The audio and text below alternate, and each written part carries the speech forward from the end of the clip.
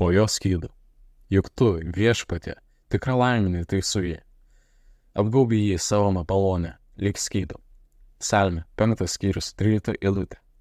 Dovydas žinojo, kas yra priešai, kas yra kančia, ką reiškia skausmas, priespauda, persekiojimas, agonija. Ir vis dėlto jis džiaugsmingas, nes Dievą jis pažįsta kaip savo draugą. Dovydas nebuvo teisusis. Jis taip pat buvo padaręs klaidų bei nuodėmių. Vis dėlto jis buvo išteisintas Dievo, nes šis neskaičiavo jo kalčių. Dievas savo meilės apsaus paslėpė visas jo kaltes, palaimintas yra Dievas. Kitaip teisingumas mums nebūtų įvykęs. Dovydas pažinojo Dievą, dėl to ypatingą reikšmę turi jo ištarti žodžiai. Apgaubė mane lyg skydu, savo malonę.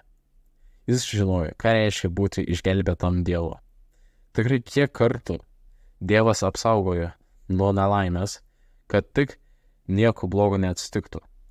Kaip dažnai Dievas apgynė Dovydą nuo priešų. Kaip dažnai jis parodė jam išeitį.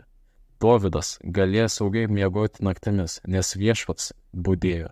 Jis neturėjo ko rūpintis, nes Dievas jo pasirūpino. Jis buvo vienas iš Dievo numylėtinių. Dievas įrodė jam savo meilę ir malonę. Dievas parodė Dovydui savąją galią. Jis neleido, jog šis žmogus dėl ko nors kentėtų. Jis buvo Dievo draugas, o Dievas jo. Kaip gerai, kai mes turime tokį artimą santykį su Dievu. Tuomet plečiasi ramybės ir saugumo ribos. Tuomet vyrauja džiaugsmas ir pasitikėjimas. Dievas norėtų su mumis turėti tokią pat artimą santykį, kokį turėjo su Dovydu. Jam patinka mus saugoti. Jam patinka išlieti savai malonę mūsų gyvenimuose. Jam patinka laiminti. Jis norėtų, jog būtume džiaugsmingi, ramus, kantrus, švelnus ir draugiški. Nes toks su mumis yra jis. Mes norime jo ieškoti, norime matyti jo veidą.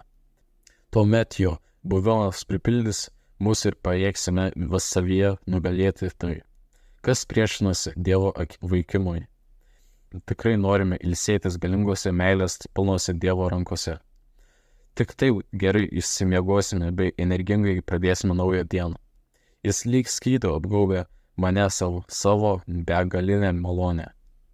Dėkoju Jėzau, tu sutaikinai mane su Dievu. Ir štai aš Dievo vaikas, mylimas vaikas.